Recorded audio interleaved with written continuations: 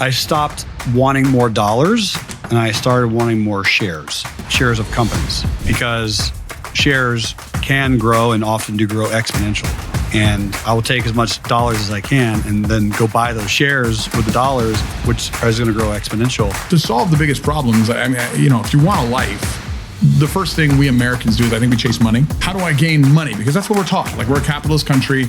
Money equals success. Like, I remember when I was like, oh, Jeremy's 35. He's worth $30-40 million, whatever. I might be underquoting it. But like, I was like, holy shit, 35. At 35, I was still struggling, right? Like, I mean, I'm loaded up now, but I'm also 43. It took me a little longer. It's probably more than a little bag of gold. And gold, the ironic part is, of those three resources 2,000 years ago, was the least valuable. It was the easiest to get. It was the most common currency. I think that's the kind of the standard historical gift for a new king. Correct. All right, family, welcome back to Problems to Profit. I am excited today because we have the best looking man alive on the show. Me. Yeah. And also the second best looking man alive on the show, Jeremy fucking Newsome. And I'm going to say Jeremy fucking Newsome because, like, I remember when I first met this guy, like, we met, we're part of a mastermind. People were like, oh yeah, I'm going to go to Croatia with this guy. And I'm like, what's in Croatia? Like, is that one of these third world countries? And I start seeing images and I'm like, oh my God, like, this guy's doing some like world class shit with amazing people. And then I don't know, I think I met him and I talked to him and I was like, God, he's too likable. He's got to be fake as fuck. Like, and it's just my initial thing. Like, if you're too likable, I'm like, no, that guy's completely full of shit. Yeah. Like, anybody that can sell that well is a con artist. And then, like, one day, I think we were sitting at a dinner together and you're just like talking like a bro, like a dude, and we're just sharing. And these bombs of truth start coming out of your mouth as soon as, and it had been happening the entire time. I just hadn't given you the grace to listen myself. And so everybody's like, Jeremy. And I'm like, I'm not sure about this guy. He's too charismatic. Like, greatest strength and greatest weakness are often the same thing. Like, you're so charismatic that you scared the shit out of me. Like, I'm like holding onto my pocket to make sure the money doesn't leave me to go to yours. Right. And then we're sitting together, we're having dinner and I'm like, fuck, man. Like, I'm going to listen to some of the shit this guy says. Like, I'm going to test it gently because he's so contrarian to my side of reality. But it's what he's saying is absolute, genuine, real, unfiltered, no bullshit truth. And I'm going to test it. And I started testing it. And you are one of the few people in this world that has reframed my reality. And so, and even then, like later, another Jeremy Newsome story before I get into letting everybody like dive into the amazingness of Jeremy. One day I make a comment to Jeremy and I'm like, yeah, bro, like, I don't have a lot of friends. Like, I'm a business guy. I'm a this guy. I'm a that guy. And he asked me, oh, what does a friend mean to you? And I think I told you. And then 6 months later, a year later, we hadn't talked that much because there was a whole bunch of stuff going on. You call me, you're like, hey, fucker, what are you doing? Well, I don't know. I'm doing this, and this. Well, cool. I'm doing this thing. And, I just like to call and have you come out as my friend. And like, it was one of the most touching moments, like actual genuine friendship moments that I've had since I've gotten into the business world, like since I was a little kid. And we just went and played. We were little kids together. We got drunk at your fucking house, walking around the neighborhood, which was a lot of fun. I mean, like, I can actually say, like, I have a friend on. I don't have a lot of friends, but you're one of my friends. Thanks, like, dude.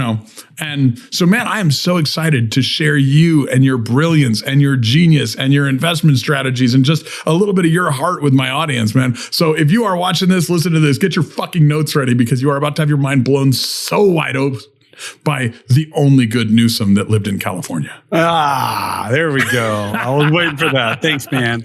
I don't remember the exact restaurant name, but I do remember that restaurant that we had that conversation at. And it was one of the top 7 dinner experiences of my life because we took this, what's it called? Like I don't know. I mean, it was like, I'm trying to think, it was like a Zamboni. I don't even know the term. It was like a caterpillar crawling beast that climbed a mountain, and we were in the giant depths of snow, and we had the whole restaurant to ourselves that you bought out, and we're eating at this restaurant. We sat next to each other, and then you also did the same thing for me. You shared a spiritual belief. Being a man who's Christian, that still was willing to create paradigms I never thought of before. This is when you changed my life. You said Adam and Eve. What's another word for Adam? An atom, A-T-O-M. And you're like, it's the genesis of creation. I was like, that's the everything. I was like, oh, that's so good. And then boom, we had the best 4-hour conversation over a couple of Manhattans, and it was amazing.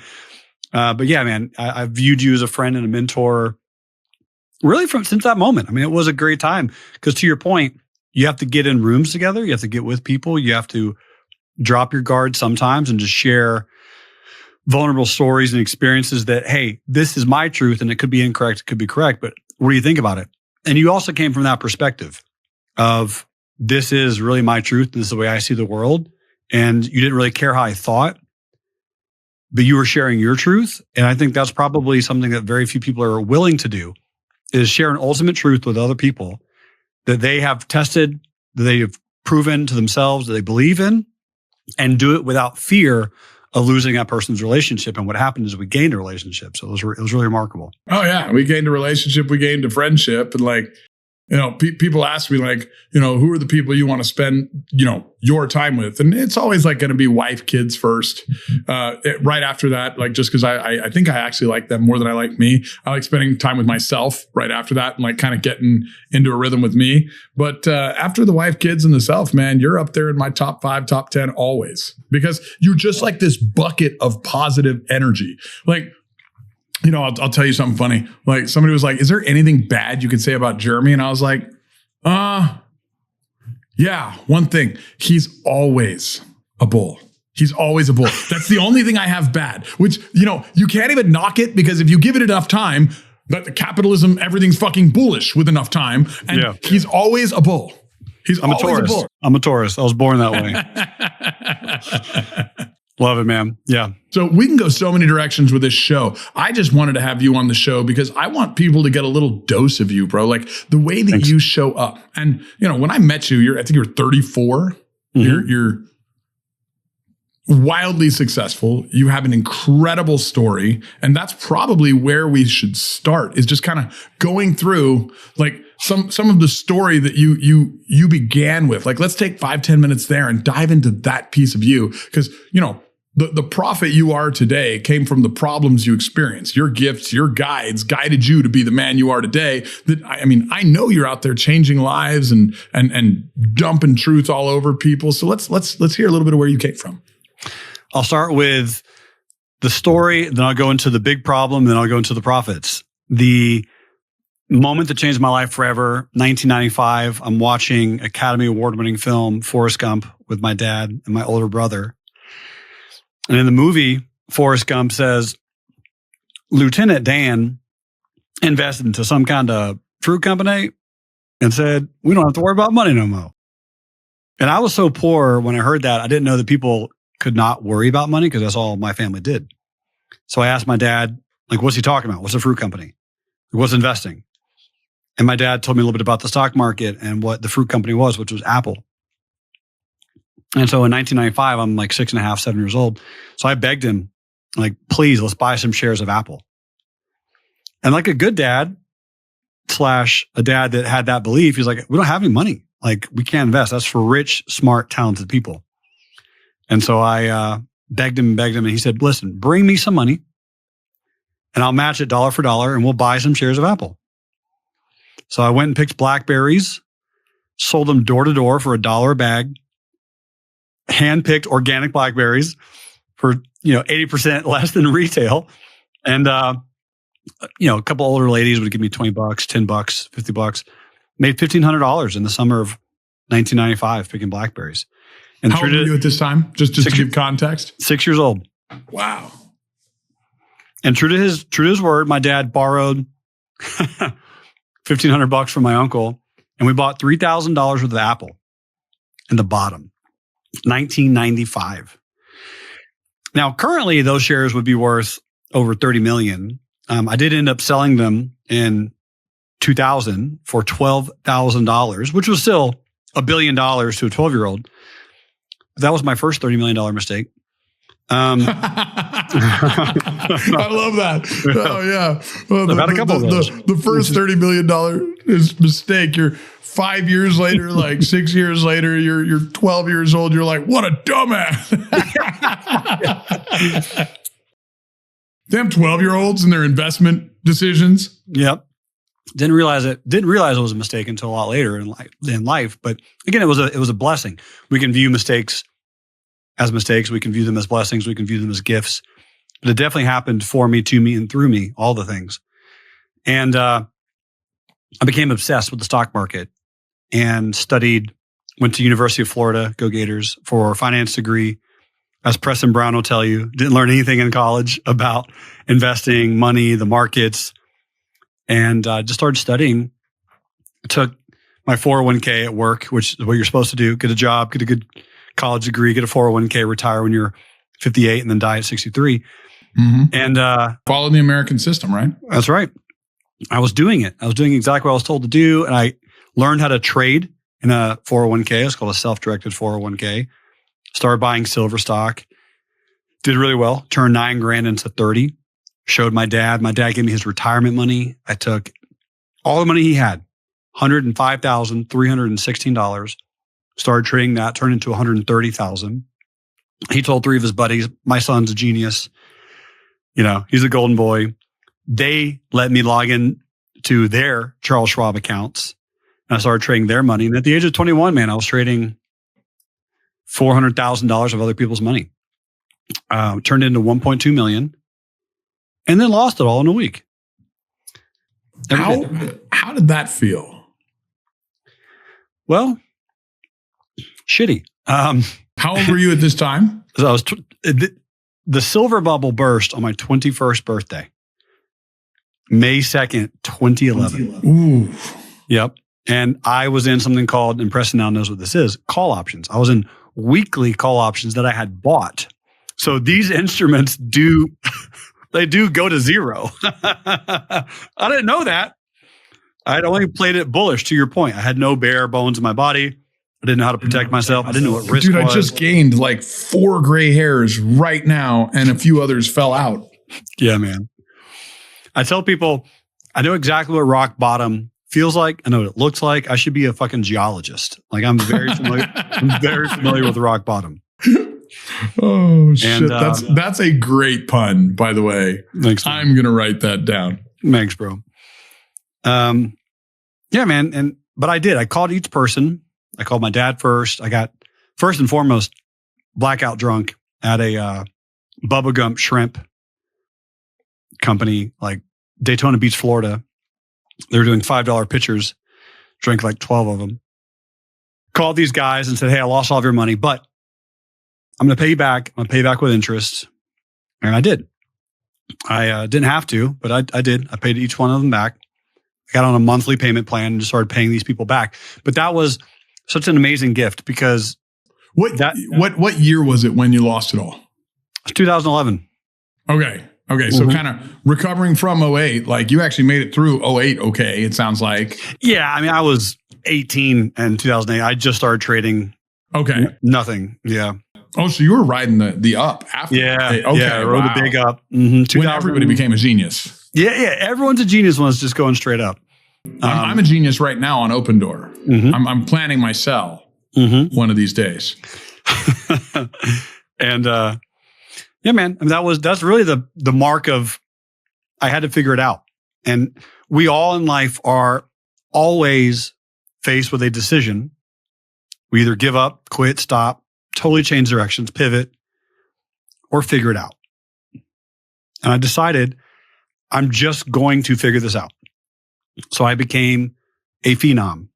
I mean, I studied 17 hours a day, every day, constantly, like a madman, studying, practicing, reading, watching every webinar, going to every class, going to every video, just to get it, right? To really understand the markets.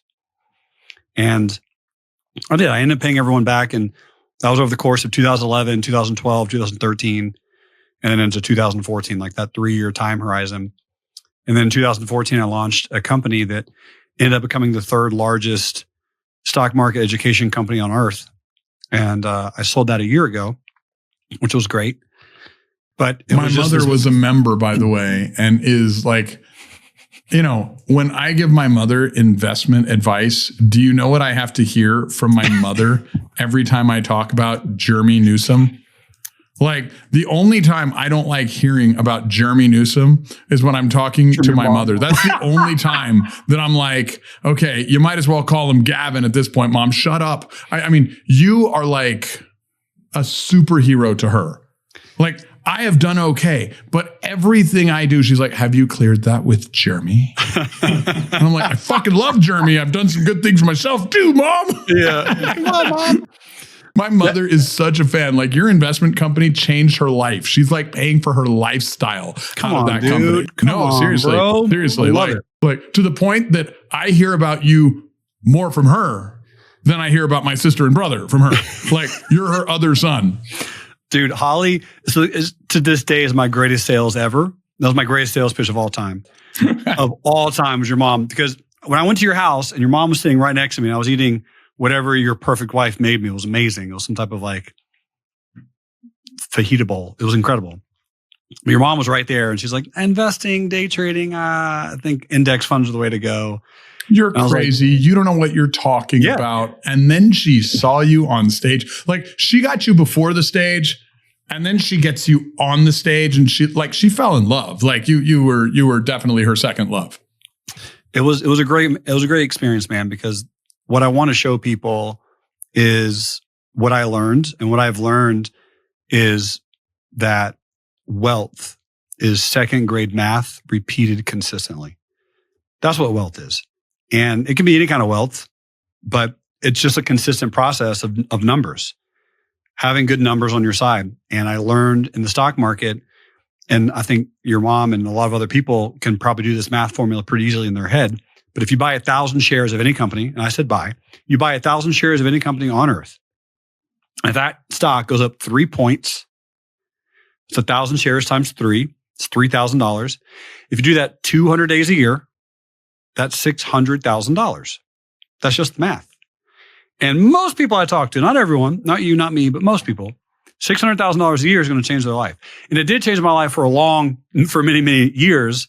And it got to the point where I wanted more because I wanted more expansion and more impact and be able to give even bigger.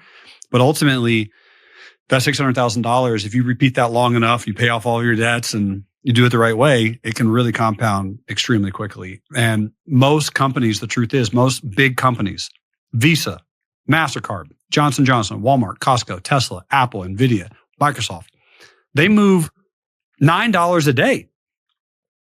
Every day, 9. So now you don't even have to capture 3 points. You can capture 5 or 6. And then Tesla, which mean you're big fans of, you trade it very well, Preston. You're a very good trader of Tesla. I put the down payment on my most recent airplane from Tesla stock trades. So cool. So flipping cool. I mean, I literally exited my own trading account to buy an airplane. And the only thing I didn't pull out, Jeremy, was Open Door. And I left 500,000 shares of Open Door that I had averaged at $1 a share, and I wouldn't sell it because it was low. And I'm sitting there crossing my fingers as like the super bull based on the economics of what a single family housing, basically a flipping company with a tech advantage, should do if interest rates go down. And so like the economist in me is like, it's got to be okay. And so I got all of my stock out except for my Open Door shitty stock, which had lost like at that point 50%. Yeah. I'm in it like 500,000-600,000 and it's down like $200,000-$300,000. And I'm like, I'm not selling that. I'm gonna be a super bull on this. Yeah.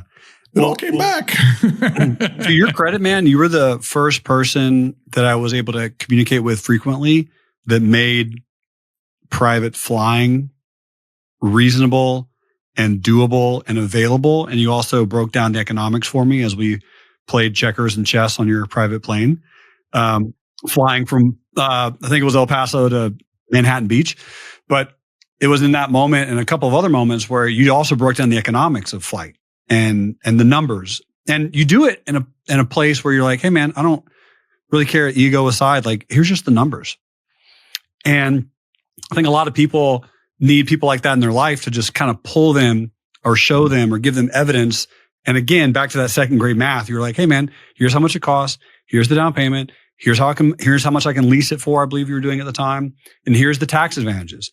And here's why you can, and here's why you should, and so on and so forth. And I think now you have multiple planes, all probably for taxes and income and all the other things. And fun. Yeah, and fun. Lifestyle doesn't suck either. But like the big thing is like,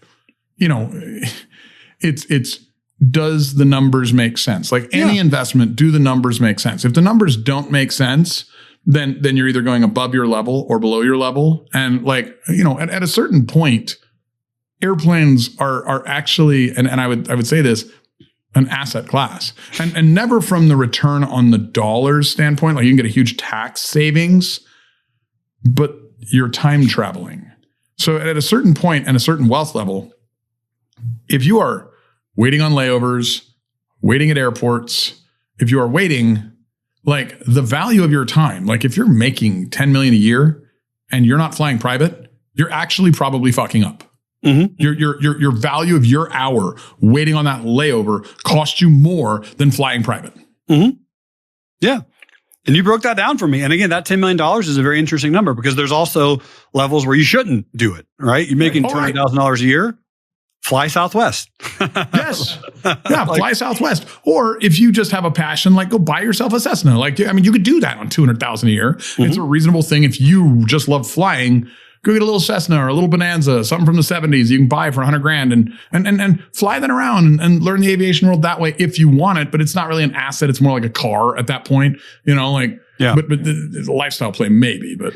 Yeah. And you just made that available to me and to a lot of other people. And again, I just think that back to the whole math thing, and you just said, make sure the numbers work. What I do appreciate about you, among many other things, and for all of your listeners, probably the most important thing we can all do is actually do the work. Do the work. The magic you're seeking is in the work you're avoiding.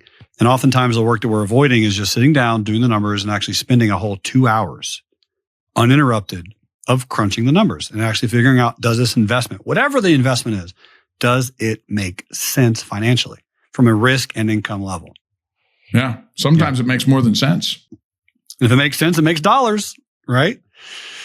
Yeah, man. It's that's, I think, ultimately a really, really humongous life hack for every single listener. Is the best asset you can ever buy is a ticket into the room. Oh my gosh. You get the proximity, get the access, I think I called you out on a live video I did today. Somebody asked about side hustles. They said, what's the best side hustle? And I was sharing with them just some things that I'm seeing in the economic side of things. Like, every economist, if they're worth their salt, is right over 10 years. Okay. Mm-hmm. Most of them are wrong over 1 or 2. Okay. But they're all right over 10 because the fundamentals are always there and they're easy to see if you give it enough time. But everybody's like, what's the best side hustle? And I was like, honestly, call Jeremy Newsome, look him up. He's online and learn trading. I learned trading from you. And here, look, I'll actually give you a little example. And this is, it's probably, it's not going to be sexy. Okay. Not sexy for what you do. But the other day I was looking at gold, right? And gold is one of those really interesting things. Like it's the original reserve currency, if you want, right? Mm-hmm. And I was looking at what the United States has on the balance sheet. And I was like, oh, wow, our gold is $40 a troy ounce on the balance sheet. Yet that same ounce of gold is what was like 3,500 on the day that I looked at it. It's more now. And I was like, oh crap.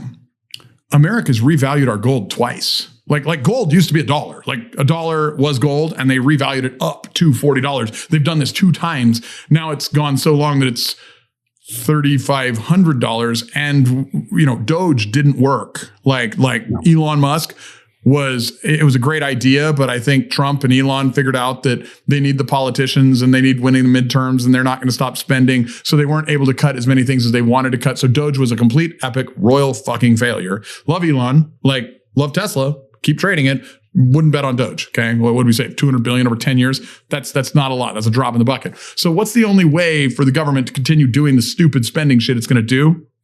Well, they have to kick the can down the road. What's the easiest way? A way they've already done it where they have the data. What are they going to do? They're going to revalue gold. And so I went and bought $300,000 worth of gold. I'm going to show you this because it's just fucking funny, right? So I bought my gold, and I bought it, where is it? And if we look, you can't really see, but I bought at $314.96 with SPDR Gold Trust, because I'm not that big on actually buying the actual shit. I don't know if you can see that, but right there, if you can see that, I've made 6% on my money in 2 fucking weeks. Yeah. In 2 weeks. And it wasn't even what I thought it was going to be. I think gold's going to go to 4,500, 5,500, 7,500, maybe 10,000 per troy ounce, just because of the way, not just our government, but every government on earth spends. And I'm looking at the economic trends and I'm like, holy fuck, there's no downside risk. There's literally zero downside risk right now to gold. I mean, maybe on the day or the week, but not on the year, because we're going to keep fucking with supply and demand on dollars. We're going to keep fucking with supply and demand on every currency on earth except gold. And so it's bullish. And then it hit me. There was another thing on gold. And do you know why cryptocurrency is so fucking valuable? Limited supply or Bitcoin. And the human work that went in to create it. Yeah. The mining that went into creating it. You know what quantum computing is going to do to that? It's going to eliminate so much of that work that you could make the same crypto that might have taken 10 years to generate in 10 minutes. What happens when the market fucking democratizes that and figures that out? Everything trades on the market faster than it trades in reality, right? You're going to see this huge flight from crypto to fucking gold if the government doesn't revalue gold. What's that going to do? So real quick, teach me and teach everyone else, how did you look at the revaluation of the troy ounce value? What was it, a newspaper? Where did you see that data? It's history. So I'm a big reader. I'm a big reader. Yeah. And if you look at history and what presidents have done to figure out the debt crisis and solve their problems, it's happened multiple times where the dollar was backed by gold, right? And then we removed gold from the dollar. We revalued gold on the balance sheet multiple times. And both times when that happens, what happens is the government, because they've revalued gold on their balance sheet, authorizes, if you want, it's more complex than this, but it's a simple way to look at it, the Fed to print that amount of dollars, put it into circulation for the government to use because their balance sheet's higher. So it's not as inflationary as just printing money.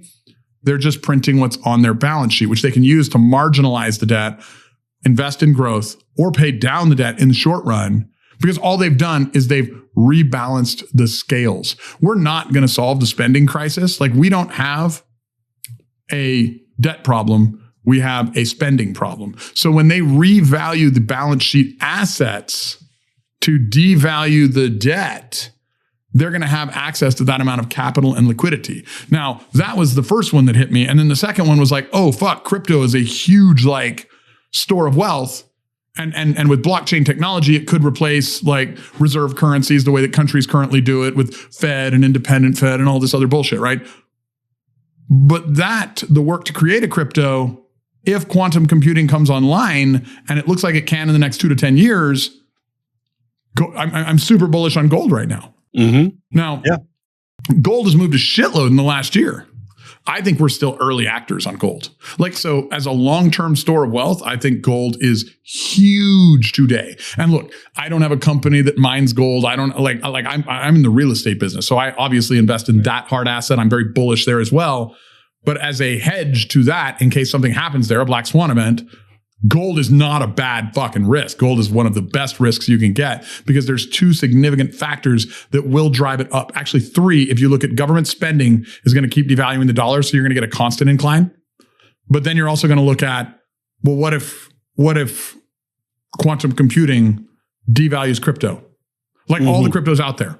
You're going to see an exodus of money into the only hard asset, gold. Okay. And what you did is you also, I want all the listeners to hear this too, you bought liquid gold, meaning you invested into the actual ETF that tracks gold price. So your gold is liquid. A lot of people, the mistake they make, and again, I like the mistake, it's not a bad mistake, is they own physical gold, which is fine. Perfect. Awesome. Less than 1% of my net worth is in physical gold and silver, because it's physical. It just sits there. You can't do anything with it ultimately. Did you just say you buy your wife nice jewelry too? Pretty much. Yeah.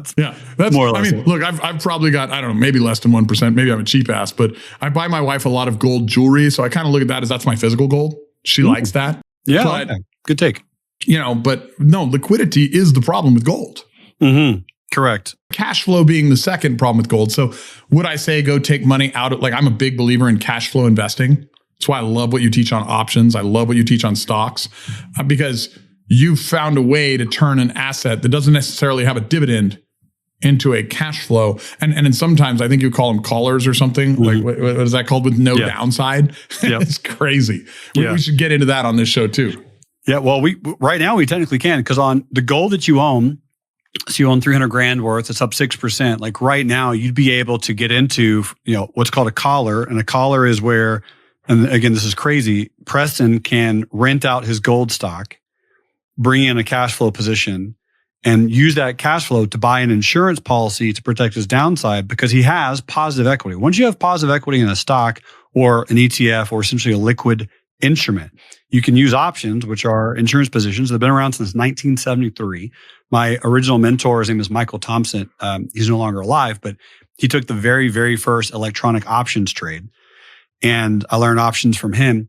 He, taught me many, many other things, but one of the things was like, listen, options are created by the smartest, wealthiest individuals to protect all their money, because all wealthy people just want to protect their downside. You can create unlosable positions for a period of time in all markets and all liquid asset classes that have options. And obviously gold is one of those. And so at this point in time, if Preston wanted to, not that he will, but he could create a position where he cannot lose on his gold position. So that $300,000 is not only a hedge, but he can lock in money and get paid cash flow to not lose on that gold position. It's incredible. Yeah, I've not done as many callers. I've done a few, as I've done just regular covered calls and cash secured puts with my liquidity or holdings. But when you taught me this, like being a real estate guy, going from the real estate world to the stock world, where like I've always looked at stock as, okay, there's not a cash flow unless it's a dividend stock. And the dividend stocks don't move up the way that some of the growth stocks do. So when you showed me like, hey, dude, it was almost like a rental home. You can buy the house, rent it out. The rent covers your cost, covers your lifestyle, covers your cash flow, covers this. And you always still have the house. Like, let's be real. Houses are not going down in value. Like they're only going to go up in value. Everything's going to go up in, value is a real tricky word. It's going to go up in price. Because of the way that the money system works. Right. Like, you know what? You wrote a book, Money Grows on Trees. I loved the book, and it made it so simple. Like a dummy like me that likes hard assets, that likes cash flow, can read that book and get pearls of wisdom out of it for how to leverage stocks, options, and trades to make literally money everywhere in the streets, all around me. Can you dive in a little bit of the book real quick? Yeah, man. It's really a mindset. It's a mindset that helps people understand. Most people, they put the barrier to what they want to do as money. So they will say, I cannot do this, insert thing. I cannot buy a jet and travel with Preston and learn from him because I don't have enough money. Well, if you remove the money from that formula, just take it out, and you cannot use it as an excuse anymore, what's really the excuse? Now, everyone's going to say, they're going to get stuck and go, well, money actually is the problem. Like, no, it's not. It can't be the problem, because money is a countably infinite source. It's so large. Like Tesla, one stock, one company on one exchange does $90 billion US a day, every day. So that's $4 quadrillion US dollars a year flow in and out of the US stock market. What? I mean, that's a countably infinite large sum of money. So the money's actually there. What the challenge is, someone might not know how to access it, but that's a different formula. If you say, I don't have enough money, because I do not know how to access it, now your brain simply starts probably asking the question, okay, how can I access it? Is it available? Is it possible? Because if you look at dollars are printed on paper, and paper, well, shit, it comes from a tree. So then trees are money. And when you start seeing everything as actually money's everywhere, if I don't have a lot, it's probably my fault. Then it becomes it's a me problem, not a they problem. And you become a victim and you become a victor. It's up to you on what side of the formula that you're playing. And that's really what that book was. It's just a huge realization one day that obviously money is made up. We all know that. But it's really the power that you're associating it to, because it becomes even more enticing and intricate and fascinating if you don't use the word money at all. Instead, if you start using the word currency. So just stop using the word money and just only use the word currency, because most people think in dollars, but they don't think in Japanese yen for some reason. Or they're thinking US dollars and they don't think in yuan or Bitcoin or houses or doors or cash flow. It makes you think differently. And I think you and I both know, and we've learned in our life, the quality of your questions determines the quality of your life. If you ask better, bigger questions, you're going to get better, bigger answers. And that's really what that book dives into. And it's just really, it's been the highlight of my life and the biggest gift of just kind of understanding that money is what we perceive it to be. And you start changing your perceptions, and you change your perceptions very, very quickly. You'll change your beliefs. If you change your beliefs, you change your identity. You change your identity to someone who attracts wealth and magnetizes income and creates currency everywhere you go. Well, guess what's going to happen? You will become that person, and that will happen to your life in a big way. I think guys like you and starting to be guys like me, I think we actually trigger a lot of people when we say things like, getting rich is actually easy. And I think it's easier now than it has ever been to get rich. Like, there's a reason the rich get richer, okay? And that's because they got on the boat, they went to the class, they went to the room, like they jumped on board where all the rich people were, and they realized this fucking truth that, oh, wait, these people aren't smarter than me. They're not better looking than me. Like, well, I mean, you and I are better looking than them, but like everybody else, like all the other rich guys, they're not that great looking. But and when you realize, oh, fuck, they're just playing a system. Yeah. And the system is more available and more taught, more exposed than it's ever been. Like, most people that are doing things wrong, they're actually doing the right thing from the past. They just haven't updated the equation. Yeah. Yeah. Correct. Back to your study history. Right. A little bit. Like, it's going to, things are going to shift. Things are going to adapt. Like the app that you just showed earlier that has, your money on gold and Open Door is Robinhood. And Robinhood did that. It democratized and decentralized might not be the best word, but it really just made it open and available to so many people. If you have access to an internet connection or now a cell phone connection, you have access to income, and you can start trading and using money from anywhere in the world to create more capital easily, quickly, and effectively. Robinhood, the company, went from $20 billion valuation 4 months ago to now they're $100 billion. So they 5x'd because they're like, wait a minute, we're just going to open up the access to money to everyone. And if everyone, again, math formula, if 1 million people in the US put in $5 into Robinhood, 5 times a million is $5 million. If 1 million people do that every day, you're going to start adding money that was in savings accounts, that was in whatever, checking accounts, that was just sitting there doing nothing. Now that money is buying an asset. And when you start buying things that have limited supply and demand increases, Preston Brown told me that if that formula holds true, price is going to go higher. Demand increases and supply stays consistent. The price of that thing, not the value, but the price will go up. Right. And if you own the thing and say the value doesn't change, because value is just a function of utils. Like a house in the 1920s and a house now does the same exact shit. Okay. Yeah. Like maybe you have a few more circuits in your electrical wiring and you have a surround sound computer system, but either way, it's the same purpose driven thing. Like that's where families are raised. Like, so the utils of pleasure derived from the house haven't changed in 100 years, but wealth has, because people understood how to leverage that as the government fucked with the value of money. Money's been devalued. Houses have not been devalued. They've been repriced, if for no other reason than to keep up with money. So what you have to figure out is what's being devalued and how do you short that? And what's being repriced and how do you go bullish on that? And it's just a very, very, very simple equation, to your point, that if you have the mindset and you ask the right questions, it's very easy to figure out, how do I become phenomenally wealthy? Like every week I'm showing all of my teams that I do my meetings with. Like, it's funny because we have the meetings on our companies, and I specialize in automate companies and coaching people on how to automate and scale their companies. And of course I learned this working with my own people, but I'm less excited about the rest of the meeting than I am about showing them what I've learned from you on my stupid Robinhood app. It's the coolest. It's so and cool. I'm like, hey guys, look, like I've got like, whatever, $3 million in my trading account or something. It's not even a lot of money. It's funny. It's not a lot of money. 10 years ago, I'd have been like, that's so much money. But now I'm like, that's not a lot of money. But if I can make 5% in a week, 10% in a month, say you had a bad few weeks, that 3 million, it's going exponential. And when you can protect from the downside, which is why you leverage the callers, which is why you're looking at which assets are going to be driven up in price by the monetary system we live in. Like when the rules change and we don't change our own rules, we lose. Right.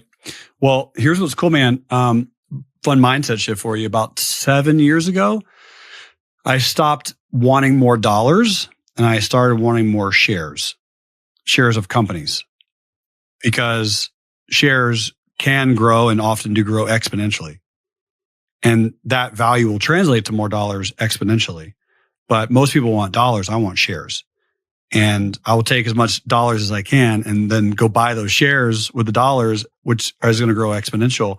And then you have the ability to do so much leverage and opportunity and shift and again, whatever, sell it, buy things that add value to your life. Now you become more wealthy on all aspects: health, vitality, spirituality, which is what brings me to a question for you. When we talk about this money increase, some people will go, well, what happens to, you said the rich get richer, that disparity between the people that have money and the people that don't have money. So my question to you would be, what can our and your listeners do to make that gap smaller, semicolon, is it possible for every single person on this planet to be rich and wealthy? And then what would happen if that did occur? Well, I mean, I go back to my faith. Like, so is it possible for everybody? The answer is yes, but that's the paradox, because it's never going to happen. Okay. And I don't want to say never. I don't like absolutes necessarily, but I doubt it's going to happen, at least in our lifetimes, that everybody gets rich. Now, to get rich, you have to be an epic learner. Like if there's one skill everybody should learn, it's how to be an epic learner. Like the second skill that you have when you're an epic learner is solve the biggest problems. Like, which to solve the biggest problems, I mean, if you want a life, the first thing we Americans do is I think we chase money, right? Like we're how do I gain money? Because that's what we're taught. Like we're a capitalist country, money equals success, wealth, power, all that stuff. Then you get it. Like I remember when I was like, oh, Jeremy's 35, he's worth $30-40 million, whatever. I might be underquoting it, but like I was like, holy shit, 35. At 35, I was still struggling, right? Like, I mean, I'm loaded up now, but I'm also 43. It took me a little longer. And what happened, the big transition for me was I started asking the bigger questions. So if we're talking like the spiritual game, like, I mean, spirituality is a big, big, big thing to talk about. I think the most important rule in spirituality, like it begins with, how do you remove the question, what about me, from any and every equation, at least for a moment? Like, so if we're talking money, how do you remove the question, what about me, from money? You can add it back in because you have to live in your skin. You have to be alive. And so you can add it back in. But if you can look at it without you in it, if you can look at removing what about me from your relationship with your wife, it removes all selfish desires. It removes all selfish points. And you start looking at what about we. And when you're factoring what about we into what about me, like you get to ride it up too. Like a rising tide raises all ships, but we don't think along the lines of a rising tide. A big thing I've been thinking about lately is enlightenment. I have this preconceived thought that like I think has been fed to me by society, family, everybody, that the word enlightenment, with people that go out and like claim they're enlightened, are oftentimes douchebags. And if we go to Instagram, we can probably prove that theory, because the same ones that act enlightened are the ones like cussing somebody out later on a different post, right? So you're like, well, that doesn't seem very enlightened. So like I've recoined the word to less anchored. And I think enlightened really means less attached. And one thing I've found that's really interesting, like I take this thought of enlightenment, which I'm going to use this terrible word, wonderful word, whatever, right? There's always truth in a paradox. And I attach it to kind of a biblical argument that's been around for thousands of years. You know, do we get to heaven, if you want, through works, or are we saved by grace through faith? And like some catchy fucker years ago said, well, true faith creates works, which is true. But then you look at the thief on the cross, the biblical reference to the thief on the cross. That guy didn't have any time for works. He was on the cross. The only work he did was like have that conversation with Christ. And then Christ said, you know, we'll be together in heaven, right? So when I'm looking at enlightenment, these people are lighter. These people are floating. These people, like, if you can be happy regardless of circumstance, wealth, or anything else, I would argue that you are enlightened, or more so than not. And oftentimes when you are happy, regardless of wealth positioning, regardless of stuff and things and all the finite and all the form and all the physical, the structure that we have in our world and our reality, then you are spiritually whole, because you removed successfully the question of what about me?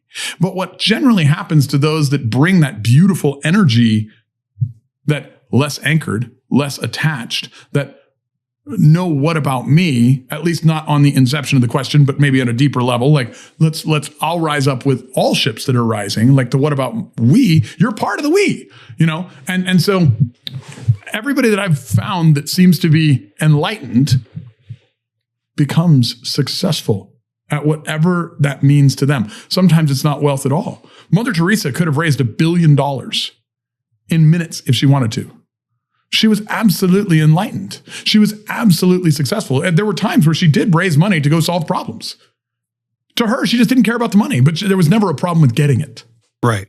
Does that make sense? So spiritually, if we're looking at wealth, what I, and you know, not shamefully, but negatively, it took me getting rich to realize getting rich didn't matter. Like, I hope everyone gets rich so you find out that's not actually what you're looking for. Because once you become rich and you realize, wow, it's lonely here, then you can truly become wealthy, which is where you're like lifting everybody up and creating that rising tide raises all ships, where your family's getting better. Like that's where this paradox of faith and works comes together to equal this truth that is enlightenment, because you are less anchored than you've ever been if you're happy. Like, you know, I don't know, because I haven't experienced it, and I don't think I will. And maybe I will, but I think I'm hedged well enough now that it will be very hard for me to lose everything.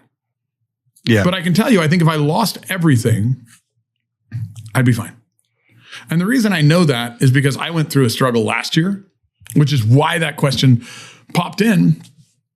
And the struggle didn't end until my pain ended. The pain kept coming and it kept compounding, and I kept having more stress. I got in bed with a con artist. I think I told you about it. And it was costing me close to $200,000 a month. Worse than that, it was making my relationships that trusted me question me. And it's funny because it kept getting worse, and I kept getting more stressed, and it kept getting worse, and I kept getting more stressed. And then when I gave up on the pain side of it, and then you think give up, like I gave it to God. I gave it up to God. And I said, well, fuck it. I'm just going to be happy. Whatever God wants, I'm going to go with. And like this, boom, the problem fucking solved itself. Not that there wasn't work implied that I had to go out and do my part with, but it just solved. Yeah, it starts working out. Exactly. Yeah, not that long after I hung out with you and your wife at your house in Cali, by the way. Hey, fun. Another question for you, because I think that's just so powerful to notice. What was the number when you said, I am rich? And then what was the moment where you're like, but it doesn't really matter? Doesn't make me happy. It's not like what was that exact situation that occurred? I think the first time that I realized I was rich, we had a guy that we were looking at doing ESOP for our company. We told him our revenue. We told him our EBITDA. And he said, oh, yeah, probably $105 million exit. And it was just such a broad, big number to me for a company that was doing very well. I was making a lot of money, but nobody ever said $105 million. Like, this is, you could sell this thing and make that. And it was funny because I started the process of selling it, and then Jerome Powell went and started raising the interest rates. And my thing that was worth $105 million all of a sudden was then later worth $25 million because multiples and values and companies changed overnight. Yeah. But you know what? Like, I wasn't any less happy. It was just sort of like, well, I still own the thing. And I realized there was market cycles. So that was the first time I realized I was rich. But when I realized I was rich, like, my marriage wasn't where it should have been. Like, I wasn't where I should have been as a father. I wasn't, like, my health was shit. Like, I was energy drinks and, you know, you name it all day long, every day, fast food, fast cars. Luckily, only one woman, but everything else, I didn't do the fast women part. Not at that stage. That was earlier in my life. But like, I was rich, but I wasn't happy. Right. And I honestly think, like, it took me having the con artist, having the getting cheated, getting lied to. And, you know, there was a mentor involved with that I think had accidentally got involved with the con artist, maybe on purpose. I don't know. We don't talk anymore. So I'll probably never clarify that. But, you know, I going through that process got to see what it would be like to lose everything. Mm-hmm. Like, I had relationships questioning me and saying, hey, dude, we're going to shut you down. And I'm looking at this thing that made me rich. And I was like, that might get shut down. Okay. Yeah, fuck it. And you know what? Then I just decided I'm going to be happy with whatever God gives me. I'm alive. I'm living an epic story.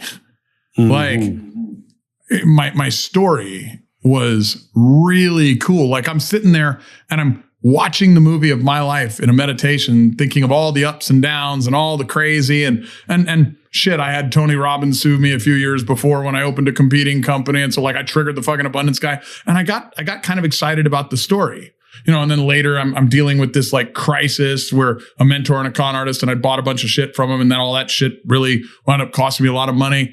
And I was like, man, I have a great story. Mm. And I realized I could build all this again. They can take everything, but they can't take me. And what I am is a learning machine. And I came here as, like, a soul to learn a lesson or a set of lessons. And they can only take my stuff. And then, like, once that hit, and it took a year. I'm very dense. I'm very stubborn. That's why I don't do as many options and stock trades as I probably should, knowing you. But you know, like, I should be, like, quadrupled down on it more than what I am. But I'm slow and stubborn. But it took me a year to get through this. And then when I got through, it was just like all of a sudden, when the stress was there, the answers weren't. The question was wrong. To your book, to the point. When the stress was gone, I could see through the haze. I could see through the smoke. My ego left. There wasn't any what about me, because I was just a character in a story. And I truly bought into this belief that problems are gifts and guides. And, you know, maybe God was teaching me that I'd have to build it again. And as soon as I learned the lesson, I saw the answers. I solved the problem very quickly. I finished the neighborhood myself. Like, I wasn't waiting on anybody anymore. I probably broke the rules because I wasn't legally allowed to do that. But I went and, you know, I paid the contractors, finished the neighborhood, got the city to approve the neighborhood. All of a sudden, what was $200,000 a month in debt service became $50,000 a month in income when I refinanced and paid off all the shit. And now it's just $600,000 a year coming in, and I own 60 houses there that are cash flowing. Like, and the funny thing is, the answer was probably there for 90% of the time that the problem was there. Yeah. The first 10% of the problem, which is probably the first 2 or 3 months of the year, we're going back and forth. We're dealing with the con artist. I'm bought into his lies or catching his lies. And what's funny is the devil gets you to focus on the things that you shouldn't be focused on. I was focused on how it felt and not what it was. I was focused on where it was taking me in a negative space, not what it was teaching me. Mm-hmm. And the moment I was like, well, why couldn't I do this? This guy's breaking the law in every fucking way. Yeah, he's technically the contractor. Yeah, he technically has control of the neighborhood. Yeah, he's lying or getting money from other builders to do this, that, and the other, but he's just not finishing the job. The guys were there. So I finished it. And you know what? It cost me a few $100,000. And then it was done. And then what was $200,000 a month worth of debt service didn't go away. But the $250,000 worth of income, once I had the certificates of occupancy on all these homes that had been sitting, showed up. I was able to perm out the debt, turn them into rentals. Houses are going to go up in value. And while it was a huge loss, I mean, you know, the guy cost me net close to $5 million. Mm-hmm. You know, and he cost me far more if you look at like how much it was that I could have probably redone had. But at the same time, where he cost me by lying, he cost me by doing all of that, that's a lie in itself, because I cost myself because I chose to get into the decision. I chose to do the deal. And it took me probably 10 or 12 months longer to choose to just finish the fucking thing myself than it could have had I asked the right questions. And I think that's the spirituality of money in a nutshell. Yeah. That's really it. There's always that fun lesson, and we'll all learn it because I think you said it, like we're spiritual beings, and very often we're going to choose to create the contrast, the hardness, so that we feel the deserving, we feel the struggle. And a lot of times when we ask for strength, we will create something that's hard, that's immovable, that's difficult, so that we feel stronger.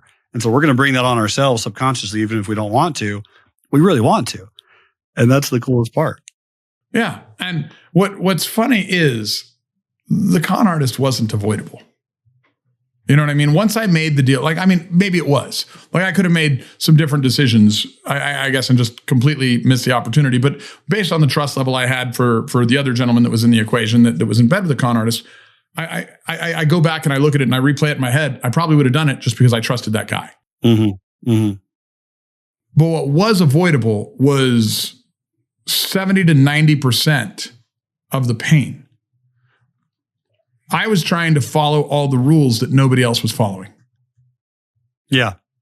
Well, I had to go like take responsibility, which I think is probably the most important word outside of love in the English language, responsibility, and just solve the problem. Everybody was waiting for a solution and nobody was stepping up to do it.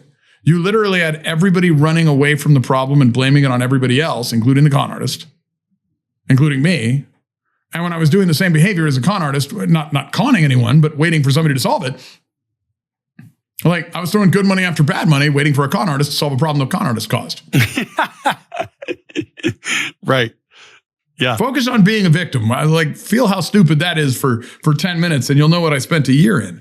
But what was beautiful is it was a great teacher. I mean, I have $5 million, dollars that I invested in that college degree plus, right? Like, mm-hmm. I mean, and that's just the hard cost. It's probably closer to 15 or 20 because I could have repurposed that money, bought more lots, this, that, the other, like 15 or $20 million in real damages, 5 million in damages that were just like plus or minus. Maybe it's 4.9, maybe it's 5.5, but like real hard cash out of my fucking pocket damages. I spent $5 million more on college than I needed to spend if I'd have just had some wisdom. If I'd have realized that there were some trees in the neighborhood that I could have harvested for some money. Come on, bro. It's a beautiful lesson, man. And I think we're all going to have fun learning it. And yeah, you got a bunch of college degrees, but what you're going to get to do is you're going to have such powerful lessons from that, such great responsibilities, because the word responsibility is like, how do you respond? Right? How do you respond? And what are you able to do? Because we are all able to do something and we can spend time figuring it out. And that's what you did. And I will give you credit. I threw out a bunch of things to you, like over the last year, trips, whatever, just, hey, let's do this, let's do this, let's do this. And you said to all of them, no. You're like, no, dude, I can't. I'm working on this. I gotta solve this. I gotta solve this. I'm focusing on this. And the reason I'm telling you that, and to all of your listeners, is because I want them to understand for sure, in those times where we are responsible, we have to be responsible for our ability. Our ability is how we're going to respond to the problems. And very often the response needs to be no to the things that are going to take you away from that challenge. And you focus on the challenge, you overcome it. And that's going to be one of the better stories, that story of overcoming, the story of success, the story of achieving, breaking through to the other side of really accomplishing. I had it half right. Like, I mean, I think you should focus on whatever your main thing is. But where I got it half wrong for at least a while until I figured it out was I let the problem seep into my identity. When I let the problem seep into my identity, the problem took longer to solve. Like, I think people should get close to their problems, but they should never identify with their problems. Fair. Identify with the solutions, not the problems, and you become the solution. When you identify with the problems, like problems are this sticky shit. They're like honey. They're delicious and you want more of it and they're really sticky. So they kind of get all over you and they become a part of you. You go shower that shit off, man. Like, yeah, you know what? It's not going to attract what you want in life. Don't identify with the problems. Man, that's a good takeaway. Because we do. When you start making your identity that, it feels good, right? Because it does. Like, you get to place blame.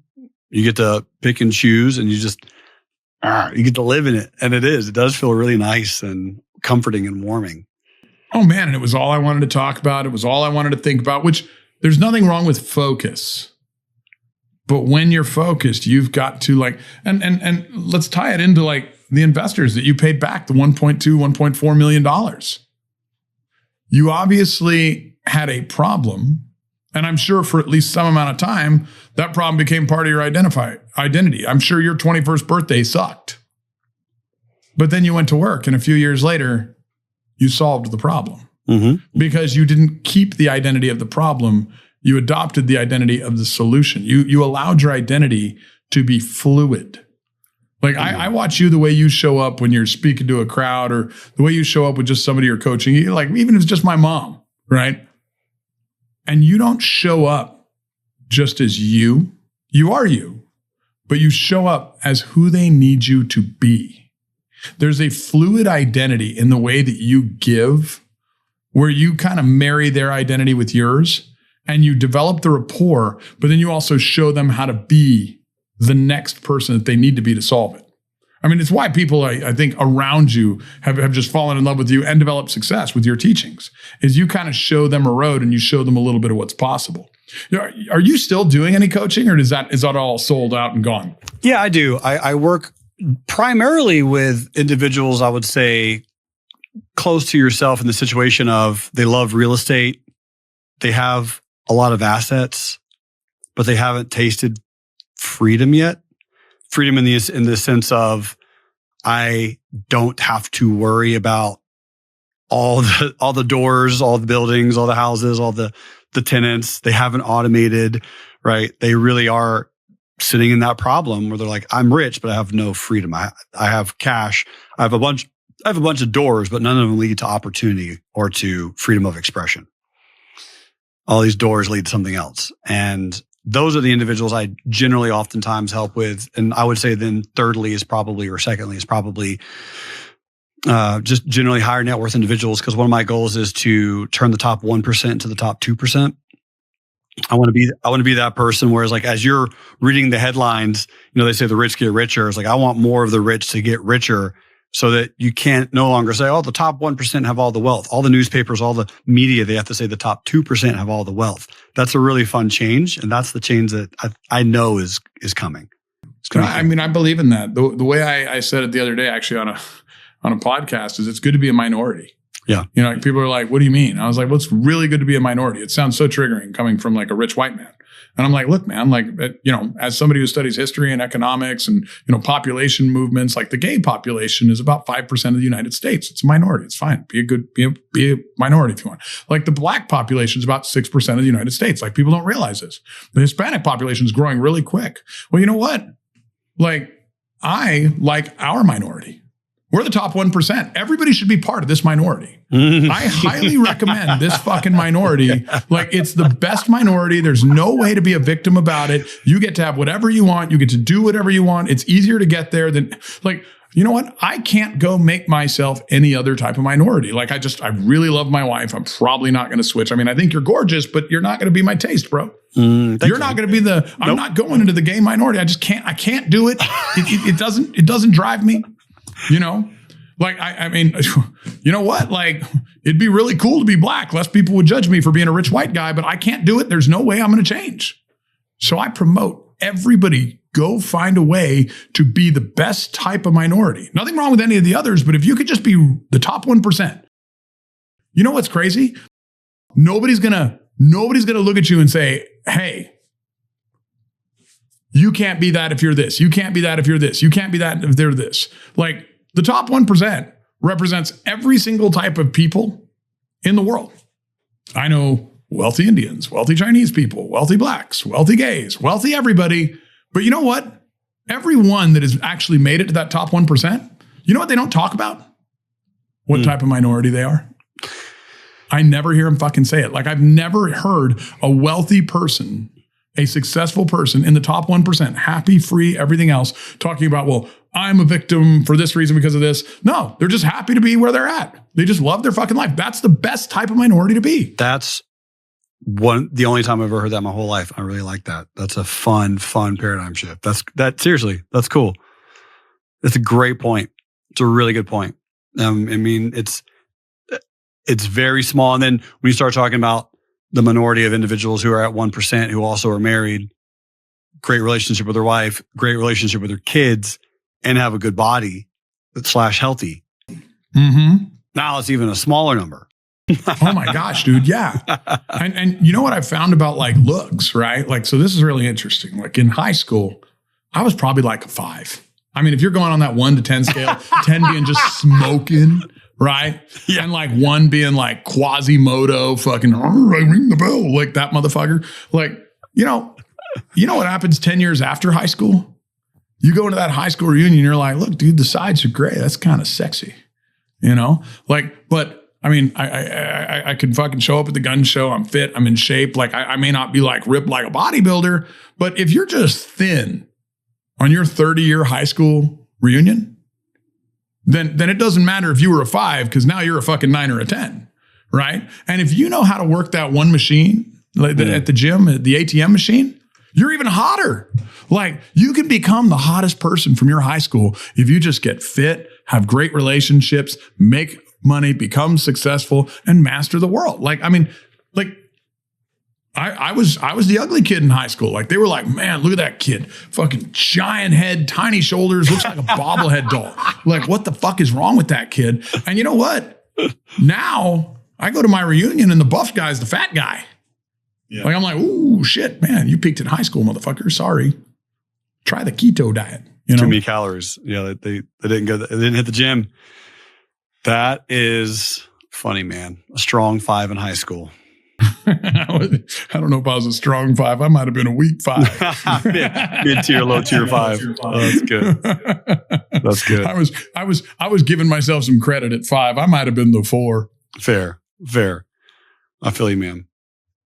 Bro, well, you know, one thing that I loved about you, which I use all the time when I'm working, like, we have a predominantly Catholic market, and I'd love to go into this with you.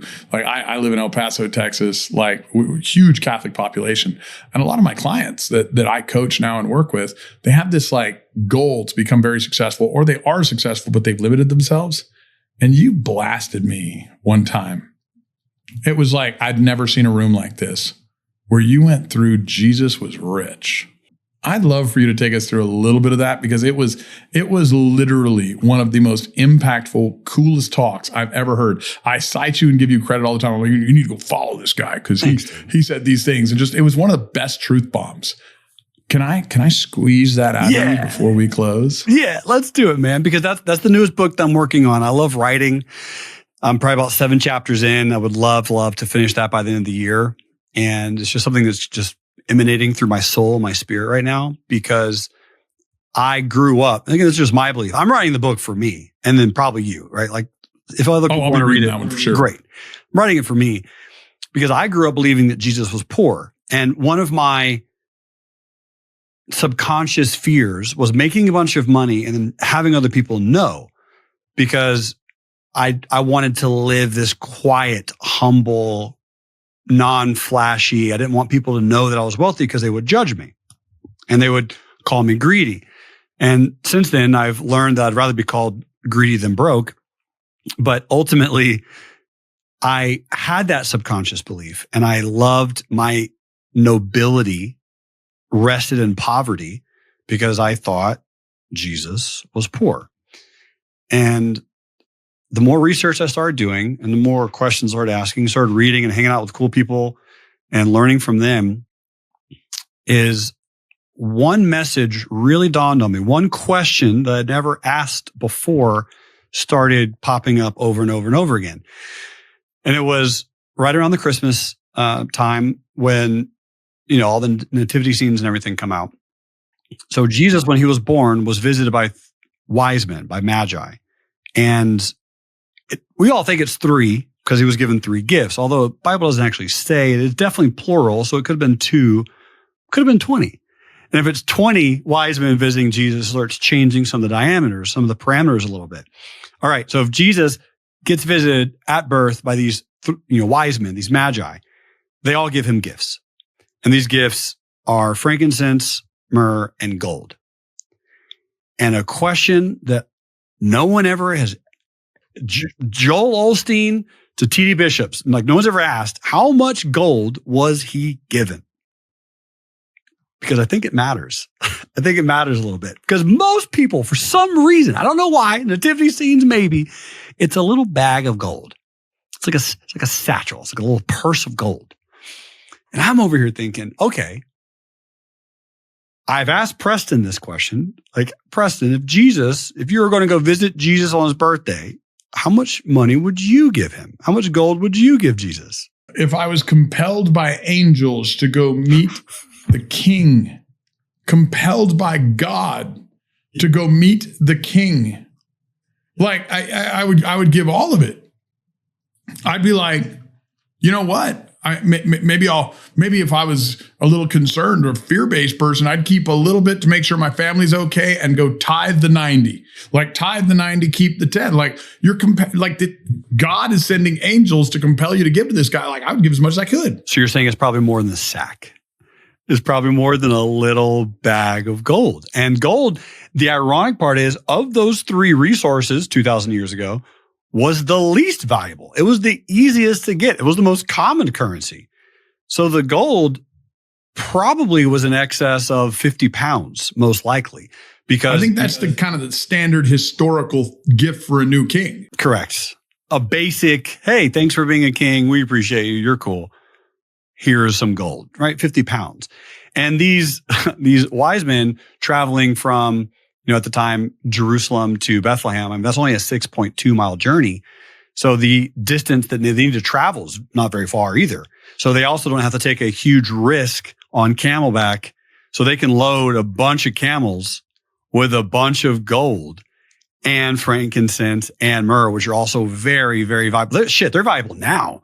So they're very valuable then. And then, of course, to not only, how do you even make frankincense? Like, I don't know how to do it. I'm not a chemist. 2,000 years ago, it's probably even harder. So you have to make it, carry it, transport it. In the desert, it's hot. So you got to keep it contained. You have to have enough in case something evaporates. You got to be very careful with it. What if we have a different distinction? What if at that moment in birth, Jesus is just getting gold after like treasure chests, hundreds of pounds of gold delivered in this manger, along with frankincense, along with myrrh? How does that change our perception of Jesus? Because ultimately what happens is a lot of people have this unique disdain for trust fund kids, right? They're like, oh, they're born into wealth. They didn't have to work hard for their money. And so it creates this really unique, I need to do all of these things in order to receive wealth. But what if, like Jesus, you were just born enough? What if you were born in the image of God, in God's likeness? You were born in the image of love, and you were simply born enough. And you didn't have to do anything other than just simply open up and receive. That's exactly what Jesus did. And he received, in my opinion, hundreds, thousands of pounds of gold, frankincense, myrrh, and he was born as a trust fund baby. Well, and it doesn't not make sense either, because like when you look biblically, the wise men didn't wind up going straight to Jesus. They actually went to King Herod first. Correct. And this guy, this king got so triggered. Right. He decided to kill every firstborn son. Like that's just like, if we think politically, like say Trump was like, we're going to kill all firstborn children. You're not going to get reacted. Okay. No. You're done. Like as a politician, if you're going with that level of risk, like that type of decision, the only reason you'd take a risk that big is if you saw a threat that was bigger, like maybe a new king that was wealthier, that was more successful. So like, oh, that's good. That's right. That's good. That's exactly right. There's some other person being born with more power, more wealth, more capacity, more ability. And King Herod knows it at the time, right? And so it's so huge. And then, what was Jesus's dad? A carpenter? I mean, I guess I'm a carpenter if we look at what I do with the building homes, and I don't think historically they were poor. Nope. I'm doing okay. And even more than that, it's Jesus, right? So Jesus' dad's a carpenter. They're probably doing pretty good work, right? They're invoicing appropriately. They're showing up on time. They're billing adequately. They're not lying. They're doing true work with individuals, with people, with products. And I mean, he's so well known for doing that work, right? Everywhere. That when he went somewhere, right, they were like, oh, this is Jesus from Nazareth, like the son of the carpenter. Like people are aware of him as he travels for his job because he's probably so good at it, meaning he probably does pretty well at that job. And then it goes on and on and on. And we start seeing the Bible from this lens of Jesus was loaded, absolutely loaded the entire time. And it was his disconnect from money that caused Judas to turn him in. Right. It was the disconnect where he had so much, didn't care about it. It didn't identify, right? He didn't need the money specifically to do anything. And yet the best part is, even though he had so much, he was still willing to receive from others for doing miracles. When we had this conversation, like, I mean, I had my head blown wide open. And like I consider myself a good Christian. Like, I mean, I want to live the most Christ-like life that I can. Like, I mean, I think Jesus is a paradox. I've always looked at Jesus as kind of a paradox. If God's God, then why did he need to send his only son to save our sins when he could have just snapped his fingers? Mm-hmm. Well, God could have just done a thing. He could have just snapped his fingers. He sent his son because he truly loves us and wanted us to have the story. Yeah. Because facts tell, but stories sell. And he wanted to sell us and give us a guide that was at our own level. Come on. I mean, I think that we bastardized the gift of Jesus because God sent someone to us at our level that was like our equal. He was a human just like us. Now, he might have been perfect in his own right, but he was at our level. Like if God's up here and we are all dirty rags to God, he sent us a guy to look eye to eye. He sent us a brother and said, walk this walk, live this life, be this kind of person. And like, so I loved everything you said, but I went and I verified it. And like, it's biblical. Like all of the things that you came out with, they're biblical. Now people latch on to, he rode in on a donkey. Well, lots of broke guys riding on a donkey. Nobody's writing a story about that. Yeah. Nobody's writing a story about the broke guy riding in on a donkey. You write the story because the rich guy rides in on a donkey. The manger wasn't because they couldn't afford the inn. It was just full. Right. Like it says it was full. Yeah. So I'm like, wait, whoa. Gosh, you hit the one on like, what was Judas's job? So I went and researched this. I didn't know this before I talked to you. He's the treasurer. Money's mentioned more times in the Bible than Jesus was. Jesus said, give unto God what is God's, give unto Caesar what is Caesar's. The only guy that got triggered by money was the treasurer. Mm-hmm. Correct. Judas was a lesson. Correct. I mean, all of it. And it was like, wow. And then it hit me. I was like, man, the people that tell you that money is so evil are the politicians and the churches, yet they want all of your... Oh, wow. Well, because if you have money, you have freedom of choice, right? And you can decide to do things differently. And that's what made Jesus so powerful. It's exactly right. Because he had access to so much and it just was so easy. I mean, man, he created it numerous times, right? Numerous times he created wealth out of thin air. When Peter was stressing out about paying taxes, one of my favorite stories about the whole wealth, and this is chapter 6 of my book, he was like, hey man, go catch a fish over there and open his mouth. And Peter goes and does that and opens him, and there's not one, but 2 gold coins in that fish's mouth, enough to pay the exact amount that he was stressing out about. And what's amazing about that is I love how it was 2, because 1, people like, the haters, they can be like, oh, well, a fish found a random gold coin and swallowed it. But 2, right? Now you're like, okay, that is a miracle of manifestation, creating it out of absolute thin air, showing how easy it is. It's just so simple. It's so readily available. And I've caught thousands of fish in my life. They've never had anything in their mouth of value. I think that was just such a phenomenal representation. And there's just so many, again, additional examples of wealth and abundance. And what it does is it forcefully will remove your scarcity mindset of, I can't give enough. I can't give. It makes you step into, I need to give more, because I actually have faith that God is a God of infinite, that I can have everything that I want and need for my family, and there's always more. That's how infinite works. It's never ending. We can always have enough. And when you start thinking about that way and start stepping into faith versus fear, you really start asking for more. What I actually fully believe, the reason that most people aren't getting what they're asking for is it wouldn't truly sustain them. So they're not given it because it's not enough. They're asking for too little. They're thinking that this whatever, $5,000 a month is going to solve their problems, when God knows that's not the case. That's like if you're, a child and your child wakes up and he wants ice cream for breakfast. Yes, it is calories, but it's not going to be a sustaining calorie. It's not going to be a nutritional calorie. It's the same type of calories, but it's not good enough. However, if both of us are dads, if our kid at 5 a.m. asks for, hey dad, okay, how about this? How about this? Instead of just ice cream for breakfast, what if I have, my pancakes, my eggs, and maybe just a little bit of ice cream? You still get the ice cream, and now you're getting more because you're asking the right way. You're asking for something that's truly going to sustain you. And I think that's just such a fantastically interesting principle. And just because I know how people listen to you, I want to put a disclaimer that we are not endorsing ice cream for breakfast on this podcast. Although I do recommend it. Life's uncertain. Eat dessert first. This is not health advice. That's right. That's right. We got to ask for more. I mean, that's what's really, really remarkable is I think most people just are afraid of really asking. They think they need something, but they're not asking for enough. And I think it's funny because when people ask, they ask for, you get to 3 types of people, I guess. You get the people that don't ask for enough. And then you get people that they just want it without the lesson.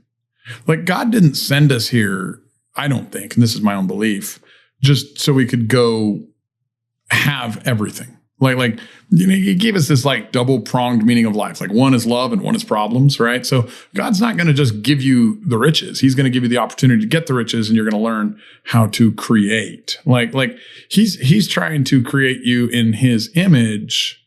You get a choice on whether you're following along or not. You don't have to do the curriculum. You can say, no, you're wrong. I'm right. I'm going to go listen to society, not you. But like his image is not a dude on a cloud with a lightning bolt. It's a creator, right? Like, I mean, it's really interesting because people get triggered about these topics all the time. And I wonder why they get triggered. I mean, to me, I'm like, one of the best lessons I ever got in life was I can't get angry. And when I get triggered, I get angry. Some people get triggered, they get depressed or sad. I mean, but it's effectively 6 is 1, half dozen is the other. It's the same. It's a negative energy or emotion, right? Like if I get triggered and I get angry, then I realize, well, I can't get angry without feeling the need to be right or righteous. And then I start sitting back and thinking, well, if I need to be right or righteous, then I haven't removed what about me from the equation.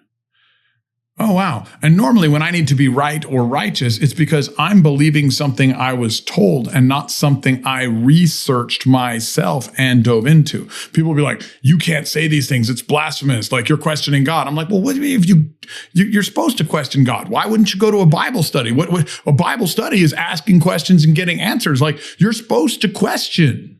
God didn't send you here not to. Correct. Faith is something you create. It's the most important thing you create. And it always requires a paradox. Like, can God create a rock so big that God cannot lift the rock? And the answer is yes. And the answer is also no. Like they said, with the faith of a mustard seed, you can move mountains. Well, what if moving mountains doesn't mean like picking them up and throwing them around? But what if it means crossing them? Mm-hmm. Mm-hmm. Like, there might be a chasm in the middle, but if that chasm's only the size of a mustard seed, you ain't falling in. You can walk right over. Right. You need the faith of a mustard seed. You got to find both pinnacles that equal truth. Yeah, man. It's the law of abundance. And what'll happen is you start tapping into that. You're going to feel a different way. When you feel a different way, you're going to have a different frequency. Because what you do frequently becomes your frequency. You start studying, analyzing, thinking, pondering, creating, to your point. You're going to be in a frequency of creation. If you're in a frequency of creation, you're going to be able to create more. And when you create more, you're going to have more value. And you have more value, you're going to become wealthier. It's a very simple formula. It's extremely simple. You know what I'm loving about this conversation and this podcast is a lot of my podcasts, like, we're going into strategies, we're going into tactics, we're going into like little hacks that people can do. And that's good stuff. Like, there's nothing wrong with that. And I'm not dogging or demonizing that. But you know what this podcast really is a good like analogy to? It's an analogy to the conversations you and I have in real life. Yep. We're just doing it on air and online and shooting the shit and talking about something for other people to listen, but we're doing it the same way that we do when nobody's there.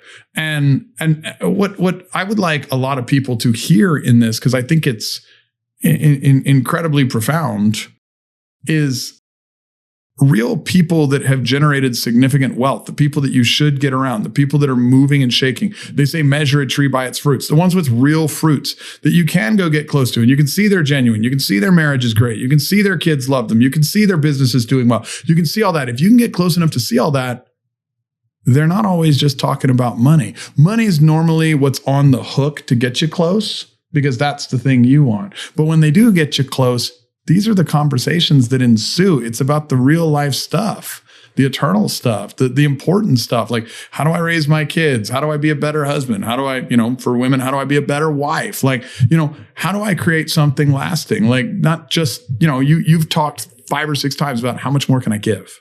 Like, and I want to point that out, because you don't look at what you can make. You look at what you can give. And it's so cool to be around people like that, because the moment you get like that, you become gravitational, but you don't get like that if you're surrounding yourself by people in scarcity. And, it just hit me like right now that, I actually had a negative thought. I was like, fuck, man, we should be going more into strategies and tactics like I always do, so that we can give people something to go gravitate to. And then I was like, well, no, this is happening exactly how it's supposed to. Like, you could go drop 5 pearls right now and everybody that listens could make $1 million. I could do the same thing. But you know what they should really be doing? Listening to this, because this is the real life. Like, when you get into the fucking room and you're done with the seminar about the strategies and tactics and you're hanging out at dinner, these are the real conversations. Like, this is what people talk about. So, dude, thank you for just showing up like this. Now, I want to make sure that we end this on a note of people can get a daily dose of you. Like, where do we go to find the only good Newsome that has ever blessed California? Man, the easiest place to get a hold of me, I got all kinds of cool content because I like creating content. It's fun for me. I have a great podcast that you've been a part of, which was remarkable. It's called Solving America's Problems. How was my buddy that I argued with on that show? That was funny. Oh, it was great. He Yeah, insulted, he insulted my jet. I really liked the guy. Now I have a bigger jet goal. I was like, man, that SOB. He's like, what, you just want a $5 billion jet? I was like, shit, man, I got to raise my goals. I know. Yeah. Alex, he's awesome. He's a funny dude. Tell him I said hi. You have to tell him I said hi. I will. I'll say the guy with a smaller jet than you says hi.